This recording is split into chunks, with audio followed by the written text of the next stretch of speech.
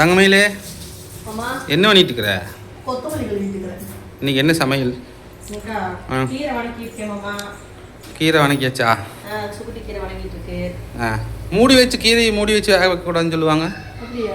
ஆமாம், கீரை மூடி வச்சு தான் வேக வச்சுருக்கிறேன். மூடி வைக்கக்கூடாது கீரையை சொல்லுவாங்க. எத்தனை பேர் கமெண்டில் சொல்லியிருக்கிறாங்க. இது வந்து சட்னிக்கு ஊற்றி வச்சுருக்கேன். சட்னிக்கு ஊற்றி வச்சுக்கிறேன். கொத்தமல்லி சட்னி, ரெண்டாவது வந்து கீரை, அப்புறம் தயிர் இருக்குது.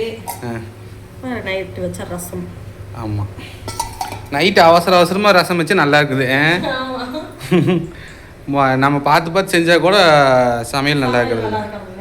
10 நிமிஷம் கூட இல்லைங்க, சொல்லிட்டு போய் வெளியே உட்காந்துருந்தேன், டக்குன்னு வச்சுட்டேன்.